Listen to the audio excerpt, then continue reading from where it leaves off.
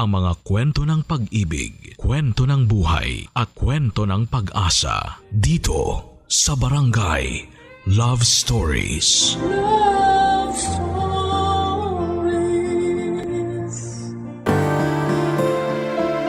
Kapag paulit-ulit na lamang ang ating kinakain, mauumay tayo kaya naman naghahanap tayo ng ibang putahe. Pero hindi ito maaaring gawin sa totoong buhay lalo na kung may karelasyon tayo dahil malaking kasalanan ito. Ikaw kabarangay, anong gagawin mo sakaling tumikim ng iba ang asawa mo? Dear Papa Dudut, lahat ng tao ay may tinatagong sekreto. At kung para naman sa ikakatahimik ng lahat, mangyaring hindi na muling ungkatin ng mga sekretong yon at ibaon na lamang hanggang hukay. Pero bago tayo dumako sa parting yon ng buhay ko ay magpapakilala muna ako. Itago nyo na lamang po ako sa pangalang Ali Rose. Taga Maynila, 35 years old at simpleng may bahay na may 2 anak. Ang mister kong si Byron ay dating seaman at isang OFW. Pero sa ngayon ay meron na kaming negosyo na auto supply and car parts. Nagkakilala kami ni Byron noong nagtitraining pa lamang siya para sumampa sa barko. Mabilis lang din kami nagka-developan at nagpakasal bago siya tuluyang umalis. Tapos nabuntis na niya ako kaya naman masayang masaya kami, Papa Dudut. Kaya lang, hindi pa rin ako gaanong kakampante na iiwan niya ako habang nagtatrabaho siya dahil nga first baby namin yung dinadala ko. Praning ako, paano na lamang kung may mangyari sa akin tapos ay nasa malayo siya. Nang mga panahong yon ay nagrenta kami ng apartment sa Pasig at wala akong malapit na kamag-anak dahil lahat ay nasa probinsya namin sa Romblon.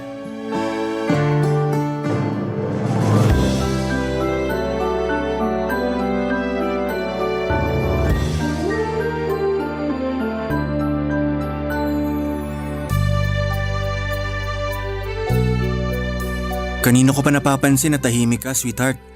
Pagod ka ba? Hindi naman. Ikaw nga halos naglaba tsaka naglinis ng bahay. Paano ako mapapagod? Siyempre, gusto kong pagsilbihan ng asawa ko eh. Naku, ikaw talaga? Totoo kaya yun? Hindi naman porke lalaki ako, hindi na ako marunong sa mga gawaing bahay.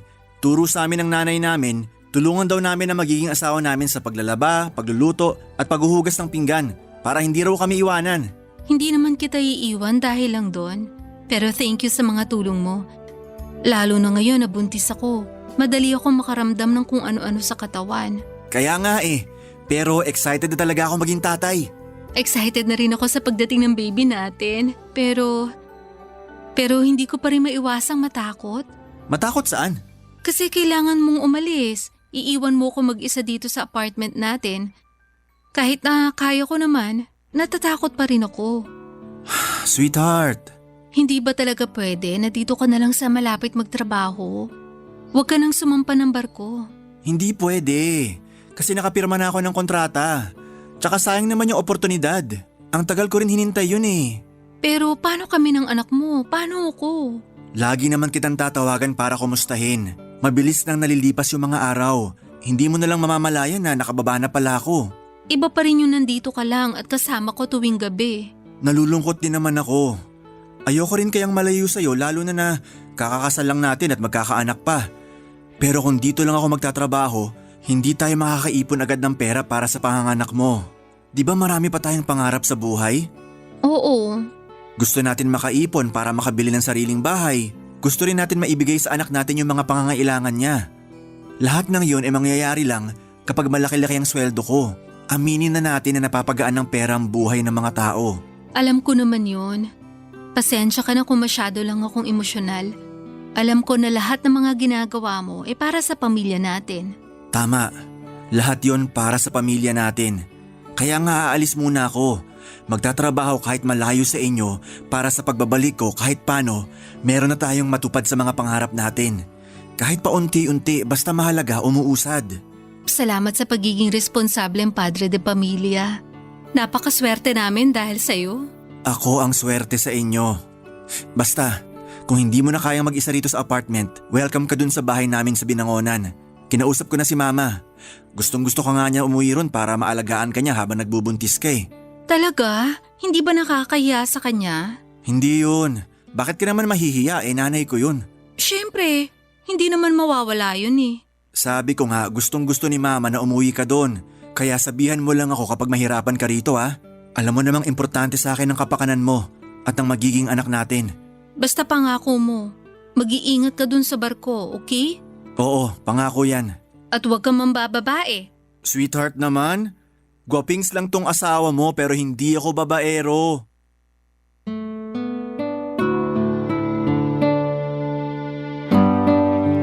Papadudot, naiintindihan ko naman na gustong umalis ni Byron para mabigyan niya kami ng maayos na buhay ng anak niya. Ramdam ko sa mga salita niya na desidido siya at nakikita ko ang determinasyon sa kanyang mga mata. Ako rin naman, papadudot, gusto kong makapag-ipon kami ng pera para sa kinabukasan ng aming anak. Kaya kahit takot ako mag-isa, nilakasan ko ang loob ko. Pumayag na rin akong tumira muna kasama ang mama niya na nasa Binangonan, Rizal ng mga panahong yon. Lalo na noong nag 6 months na ang tiyan ko. Mabait naman ang nanay ng mister ko. In fact ay todo asikaso siya sa akin noong nandun ako sa bahay nila. At hanggang sa mga anak ko ay hindi ako pinabayaan ng mother-in-law ko. Naisip ko nga kung nasa malapit lang sana ang mama ko. Pero kahit na nasa malapit lang siya, hindi kami in good terms, lalo na noong nagdesisyon akong umalis sa probinsya namin sa Romblon para magtrabaho sa Maynila. Mahabang kwento pero galit siya sa akin kasi hindi ko sinunod yung gusto nilang mangyari ng tatay ko na ipakasal ako sa mayamang taga doon lang din sa amin. Ang bata-bata ko pa noon at nangarap akong makapagtapos ng pag-aaral. Pero hindi na noon natupad dahil mas ginusto ko na lamang na magtrabaho. Naging waitress ako sa isang resto bar at doon kami nagkakilala ni Byron. 2 buwan matapos kong manganak ay nagsabi ako sa mister ko na gusto ko na ulit bumalik sa nirerentahan namin. Nang time na yon kasi, papadudot, ay umuwi sa bahay ng mother-in-law ko ang panganay niyang anak na lalaki na may pagkabatugan at bossy kong umasta. Kaya na ako hindi na sinasanto. Kaya bago ko pa siya mapatulan ay nag-decide na akong umalis na lamang sa kanila. Kahit mahirap ay nag-adjust rin ako ng mga panahong yon. Kinaya ko alang-alang sa peace of mind ko, papadudot.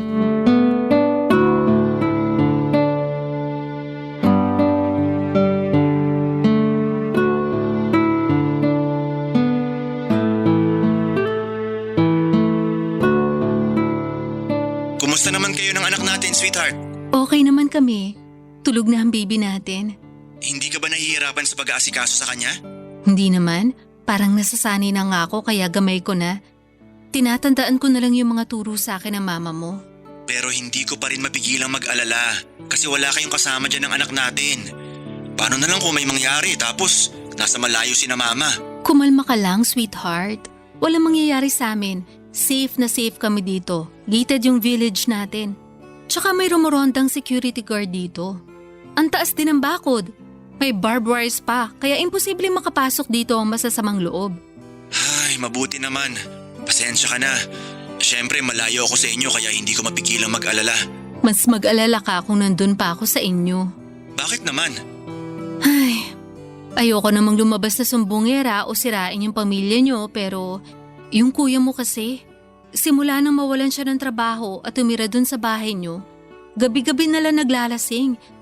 Tapos kung sino-sino pang lalaki yung pinapapasok niya sa bahay, mga kainuman niya na karamihan, kakakilala pa lang niya. Talaga? Nakakainis naman si kuya. Oo. Ayoko lang din sa kanila ginagawang yosihan yung bahay. May hika si mama tapos may baby rin. Hindi mapakiusapan ng kuya mo, madalas pang galit lalo paglasing. Kaya hindi ko na natagalan yung ugali. Kilala mo ko, baka mapatulan ko pa yon pero tinikom ko na lang yung bibig ko kasi nga, kapatid mo pa rin naman siya.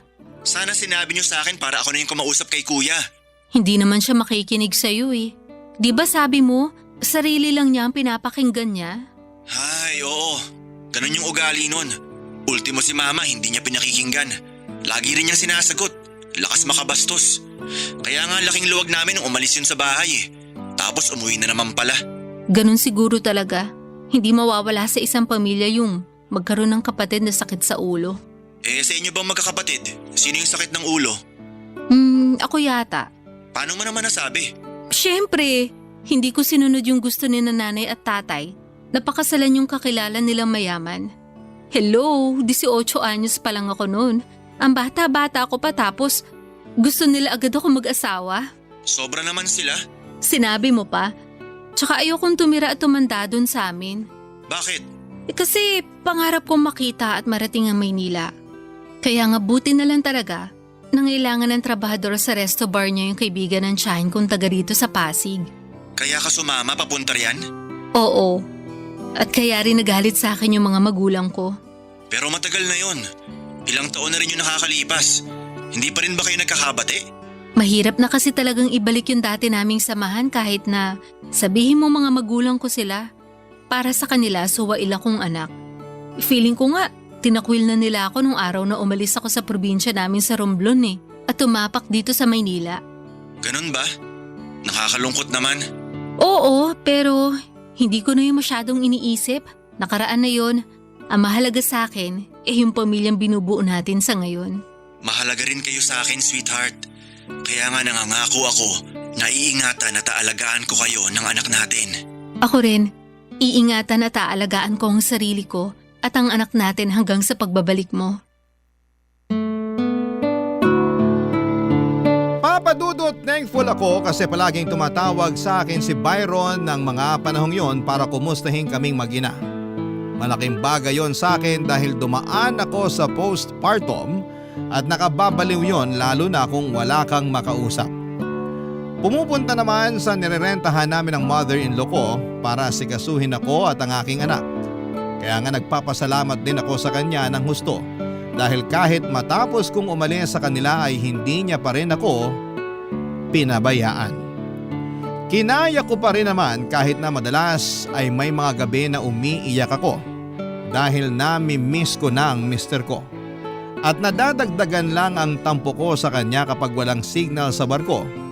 Dahilan para hindi ko siya makausap sa cellphone. Ewan, naging sobrang clingy ako sa kanya noong nakapanganak na ako. At sobrang hirap talaga ng sitwasyon namin na malayo siya, papadudot. Barangay Love Stories. Barangay Love Stories. Papadudot, 3 months na noon ang anak namin nang makapagbakasyon si Byron. Sobrang saya ko kasi makakasama namin siya ng halos 3 buwan bago ulit siya sumampa sa barko.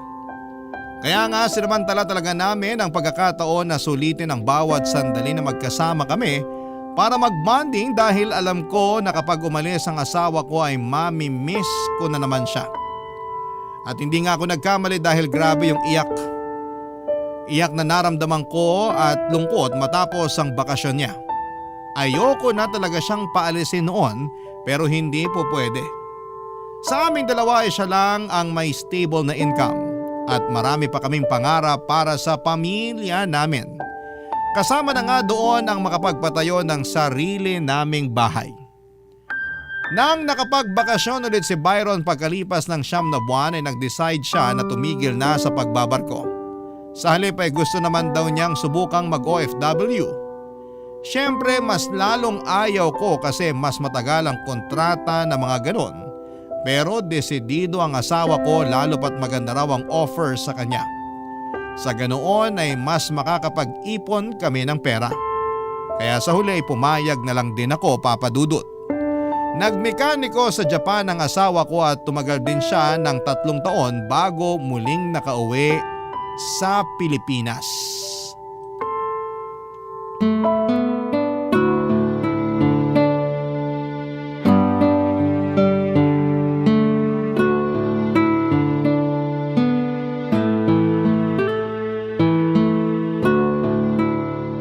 Grabe!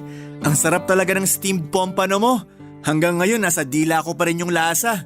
Naku, baka naman kailangan mo lang mag-toothbrush para mawala yung lasa sa dila mo. Nakapag-toothbrush na ako, no? Siyempre, biro lang. Alam ko miss na miss mo ang mga luto ko. Lalo na yung pompano. Kaya nga sinarapan ko talaga ng gusto eh. Oo, miss na miss ko nga. Masasarap naman pagkain dun sa Japan, pero iba pa rin dito sa atin. Lalo na kapag luto ng misis ko. Nambola ka pa? Hindi kaya yun pambobola. Pagsasabi lang yun ng totoo. Maiba tayo. 3 taon ka rin sa Japan. Babalik ka pa ba uli doon? Tungkol sa bagay na yan, oo, babalik pa ako. Akala ko ba ayaw mo na? Kasi namimiss mo na kami ng anak mo. Oo nga. Pero kulang pa kasi ipon nating pera, sweetheart. Habang tumatagal, mas nagmamahal yung presyo ng pangarap nating lupa't bahay. Pwede naman kasi nating hulug-hulugan. Hindi natin kailangan bilhin ng isang bagsakan. Hindi ko kasi alam yung kalakaran sa ganyan. Paano kung mawalan ako ng trabaho habang hindi pa tapos yung paghuhulog natin? Pwede naman tayong kumonsulta sa mga ahente tungkol sa bagay na yan. Para mas alam natin yung gagawin. Ewan ko. Wala akong tiwala sa mga ahenteng yan. Yung iba kasi sa kanila, in-scam ako. Ha? Paano? Basta, ayoko na lang ikwento kasi kinalimutan ko na nga yun. Hindi naman lahat ng ahente ganun. Baka nakatsyempo ka lang nang wala sa puso yung ginagawang trabaho. Kumbaga, pera lang ang habol tapos pinababayaan na yung mga kliyente pagkakuha ng komisyon. Kaya nga yun ang dahilan kung bakit gusto ko pang bumalik sa ibang bansa. Tsaka mag-aaral pa yung anak natin. Mas lalaki lalo yung mga gastusin natin. Ang akin lang naman, lumalaki na yung anak natin. At kahit na-explain ko naman sa kanya na ikaw ang tatay niya, na kailangan mong umalis para magtrabaho sa malayo, ilang pa rin sa'yo yung bata? Sa umpisa lang naman yun kasi nga ngayon lang niya ako nakita. Matagal din ako sa Japan bago nakapagbakasyon kasi nag-pandemic pa. Yun nga. Sana nga kasi ayoko namang lumaki siya na malayo ang loob sa'yo. Hindi mangyayari yon kasi sabi mo alam naman niya na ako yung tatay niya. At pinaliwanag mo sa kanya yung dahilan kung bakit kailangan kong umalis at magtrabaho sa malayo, di ba? Oo, sabi ko, para rin naman sa kinabukasan niya. Tama. Pero naisip ko rin na masyado pa siyang bata para maintindihan yon. Kaya nga gusto ko sana na dito ka na lang sa atin magtrabaho. Sweetheart, alam mo namang maliit ang sweldo rito sa atin. Pwede naman tayo magbawas ng pinagkakagastusan natin para mapagkasya yung kikitain mo sakaling dito ka na nga magtrabaho. Ayoko pa rin. Kasi kaya nga ako nag-abroad para mabigyan kayo ng maalwang pamumuhay. Tapos gusto mo magtipid tayo para lang mapagkasya yung sasahurin ko? Pamilya lang naman natin yung iniisip ko. Pangarap mo ba na habang buhay nasa ibang bansa, yung malayo sa amin ng anak mo? Hindi. Pero habang kaya ko pa, habang may lakas pa ako para makapag-ibang bansa, at habang may pagkakataon pa, susunggaban ko. Bahala ka na nga. Tiis lang muna, sweetheart. Papasaan din ba na magkakasama rin tayo pagdating ng araw? Sige, pero sana dumating yung araw na yun. Pero habang hindi pa dumarating yung araw na yon, wag na natin aksayahin yung pagkakataon na pwede tayong mag-bonding. Ha? Anong banding ka dyan? Gabi na kaya? May balak ka pa bang puntahan? Wala. Pero sa'yo may balak ako. Masahihin mo ako. Tapos mamaya, ikaw naman yung mamasahihin ko. Papadudot, sobrang sabik na sabik kami sa isa't isa ni Byron kaya sinulit namin ang mga bawat sandali na masosolo namin ang bawat isa. Ang saya-saya ko talaga kapag kasama ko ang asawa ko at aminado akong ayoko na ulit siyang umalis para magtrabaho abroad. Pero kaunti pa lang ang ipon namin. Hindi pa nga yun sapat para makabili ng bahay ng isang bagsakan. Bukod doon ay siya rin kasi ang sumusuporta sa pamilya niya at nagpapaaral sa iba niyang pamangkin. Kaya hindi buong napupunta sa amin ang lahat ng sweldo niya. Ang totoo, Papadudot, ay minsan na naming pinagtalunan yon. Pero sinabi lang ni Byron na hindi naman niya pwedeng basta putulin ang sustento niya sa kanyang pamilya. May sakit din ang nanay niya at siya lang ang sumusuporta sa maintenance medicine nito. Hindi ko naman inalis ang karapatan niya na tumulong pero may iba pa naman siyang kapatid na nagtatrabaho din sa abroad. Kaya lang ang mister ko lang talaga yung dedikado. Masyado rin siyang mapagbigay at hindi marunong tumanggi lalo pa sa mga pamangkin niya at pinsan. Kaya tuloy ay may mga pagkakataon na kami naman ang nasa short at kailangan mag-adjust sa kung ano lang ang ibigay niya. Hindi rin nakatulong yon Yung paraan ko ng pag-alis ng stress sa asawa ko nang umalis na siya pabalik ng Japan. Kasi napagastos din ako sa pag-order ng pagkain online.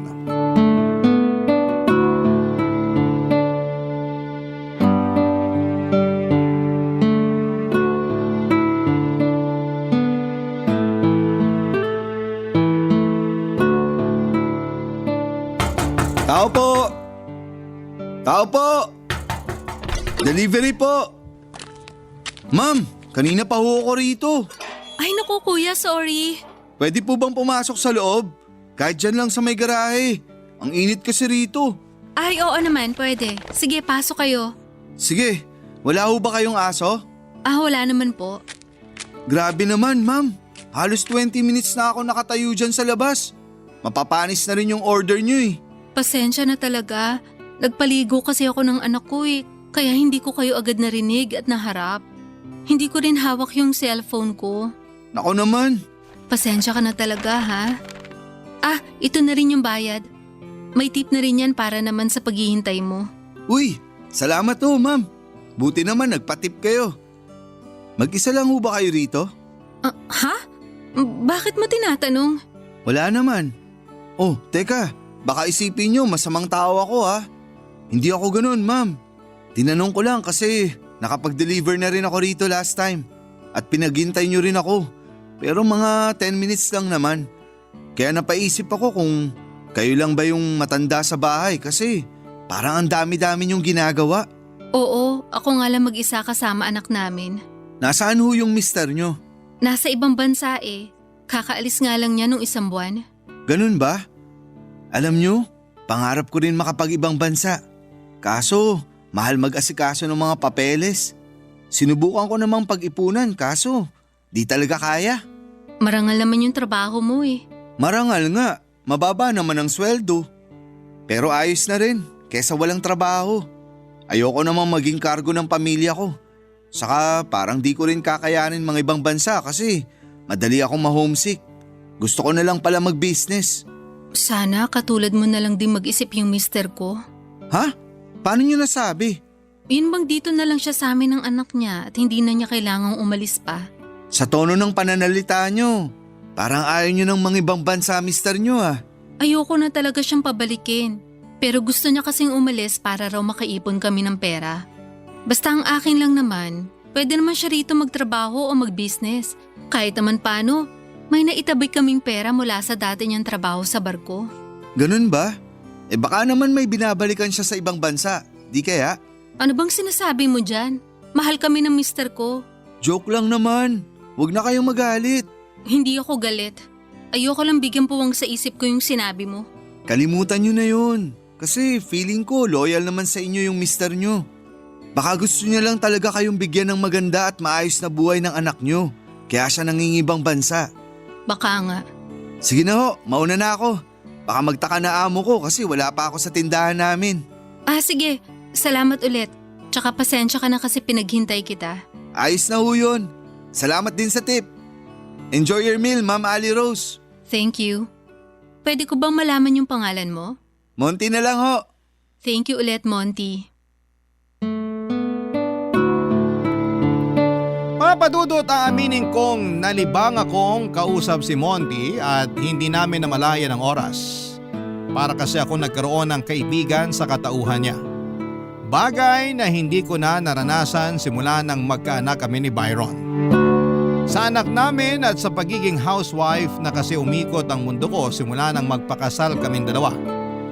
Hindi rin marami ang mga kaibigan ko, 2 o 3 lang yata mula sa dati kong trabaho at pare-pareho na rin naman kaming may sariling pamilya. Paminsan-minsan ay nagkakausap kami sa messenger at nagpaplanong lumabas pero hindi naman natutuloy dahil sa kung ano-anong mga kadahilanan. Hanggang sa lumipas na lamang ang mga panahon at makakalimutan namin yon. Kaya nga thankful ako dahil na-distress talaga ako sa maiksi naming kwentuhan ni Monty. First time ko rin kasi na maka-encounter ng madaldal na delivery rider. Hindi naman ako natakot o nailang sa kanya kasi mabait naman siya at magalang. Kaya nga papadudot na padalas ang pag-order ko sa restaurant nila. At lagi kong hinihiling na sana'y si Monty ang mag-deliver para naman makita ko siya at makapagkwentuhan muli kaming dalawa kahit sa maiksing sandali lang. Papadudot. Barangay Love Stories. Barangay Love Stories. Papadudot, isang buwan pa lang halos nakakaalis ang mister ko pabalik sa Japan nang makilala ko nga itong si Monty. Tapos nagsimula na rin kami mag-usap sa text message. Nanguna siyang magpadala ng mensahe sa akin ng pangungumusta. Nireplyan ko naman siya kaagad kasi ang nasa isip ko ay baka gusto lamang niyang makipagkaibigan. Saka napapasaya naman ako ng pag-uusap namin, lalo na kapag naiinis ako kay Byron. Naisip ko na ayos na rin yon kesa naman malagas lang at maubos ang buhok ko sa pagka-stress. Kaya lang sa pag-uusap namin yon ay nauwi sa espesyal na pagkakaibigan na walang label, papadudot.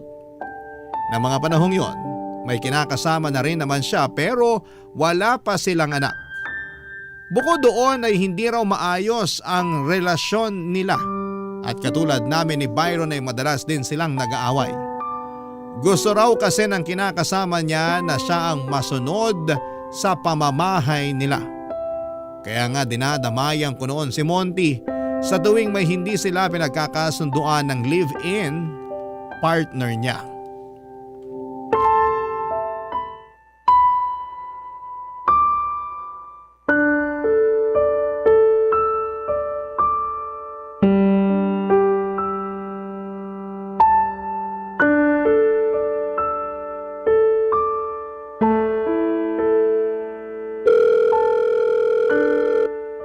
Monty, sagutin mo na yung tawag ko. Nasaan ka ba kasi?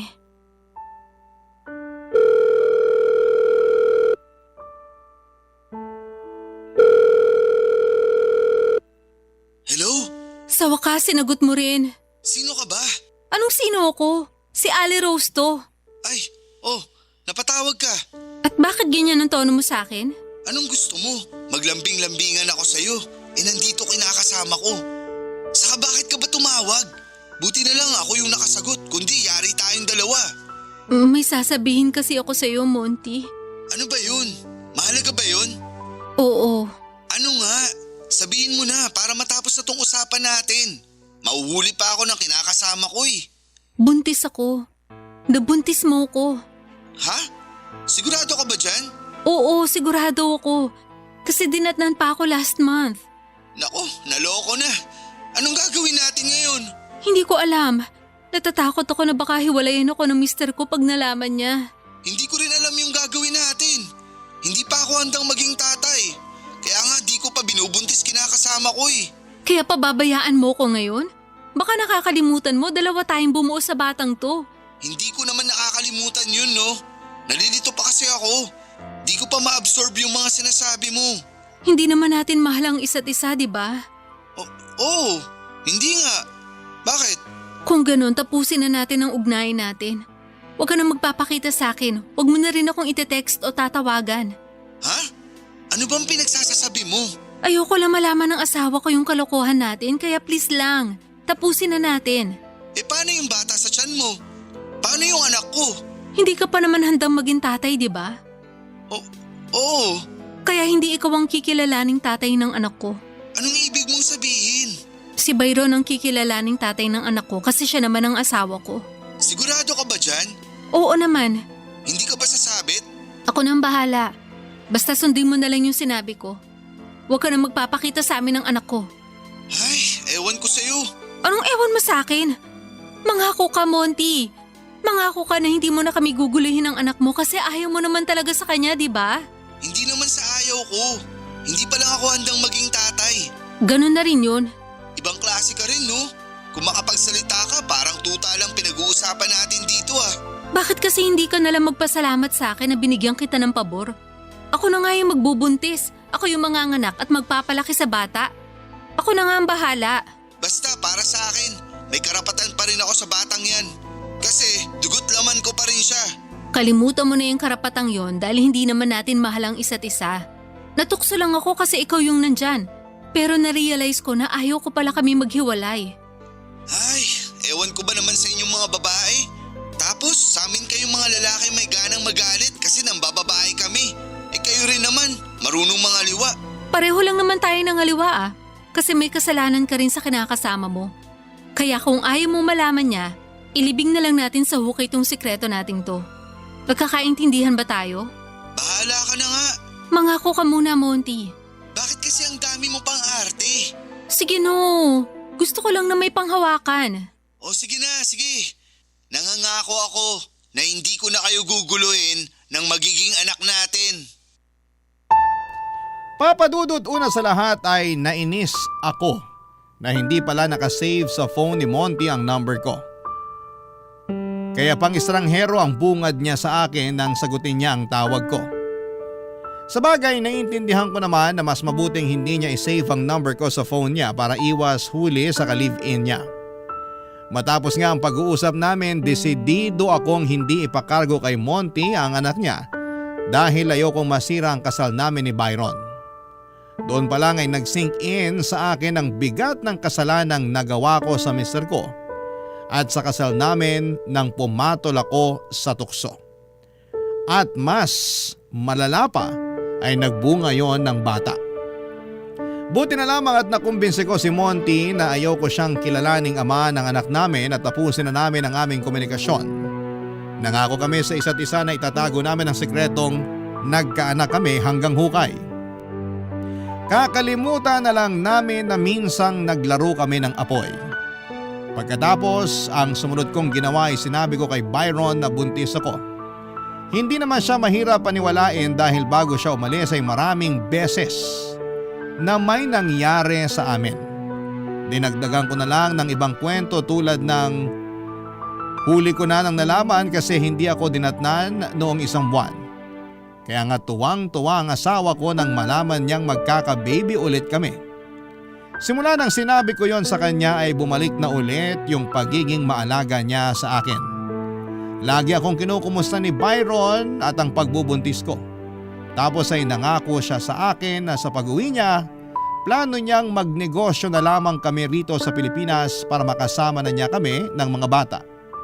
Mabilis na nagdaan ang 2 taon, malaki na ang anak namin ni Monty na ang kinilalang tatay ay si Byron.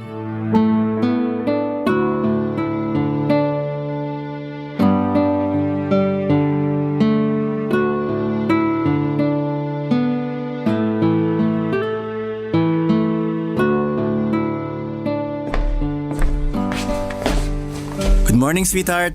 Good morning din, sweetheart. Bakit nagising ka na? Naramdaman ko kasi na wala ka na sa tabi ko. Akala ko kung saan ka na pumunta. Maaga pa. Madilim pa nga sa labas. Hindi lang kasi ako makatulog. Bakit? May problema ka ba? Teka, tabihan nga kita dyan sa sofa tapos kwento mo sa akin yung problema mo. Wala naman akong problema. In fact, masayang-masaya ako kasi sa wakas hindi ka na aalis. Hindi mo na kami iiwan ng mga bata. Marami akong na-realize nung nasa Japan ako. Tulad ng? Na nakakapagod magtrabaho tapos wala akong pamilyang mauuwian kasi nasa malayo ako.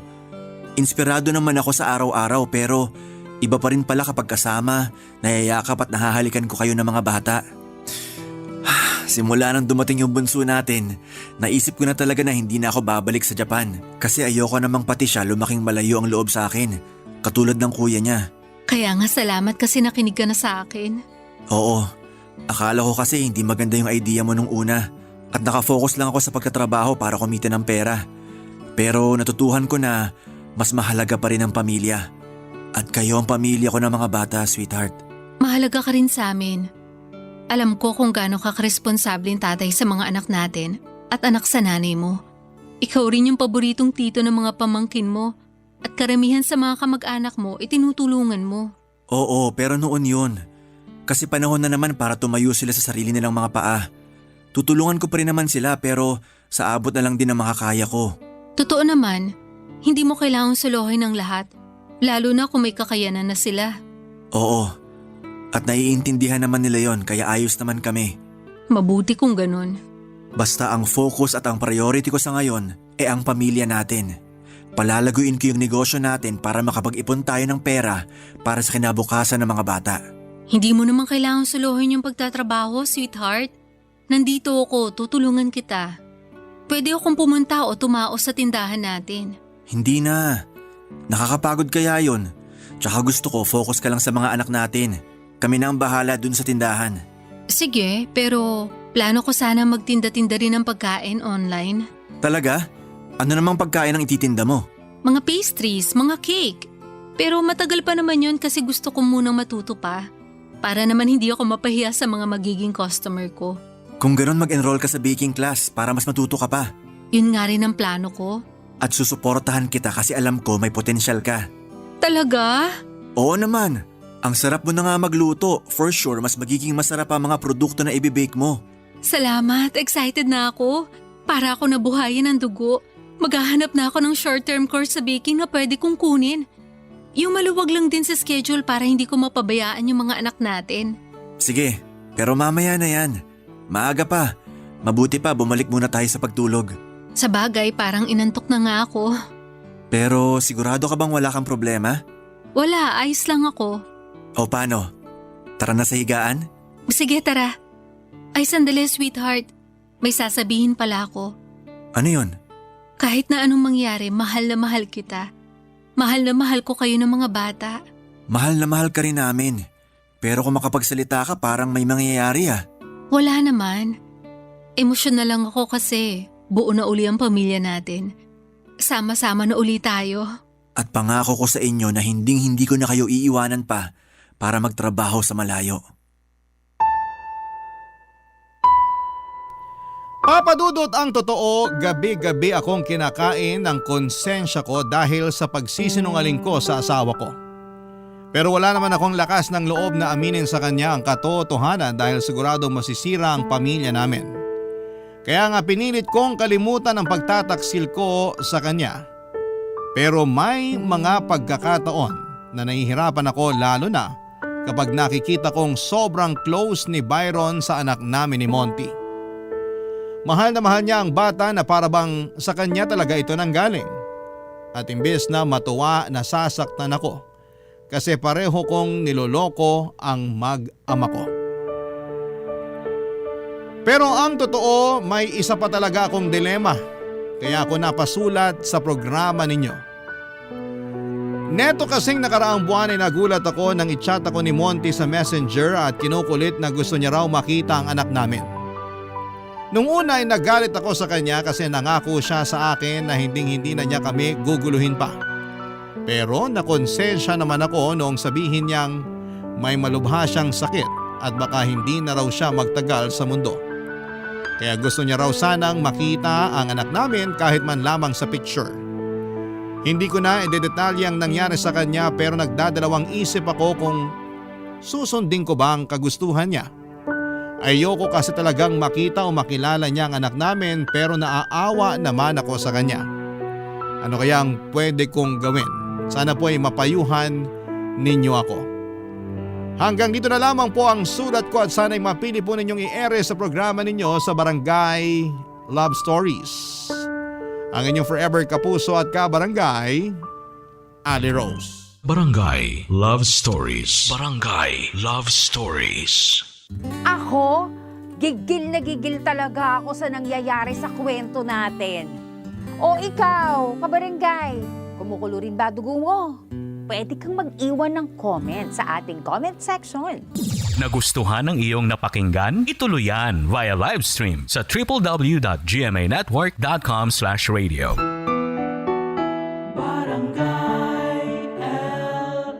In Mega Manila, 97.1. Forever.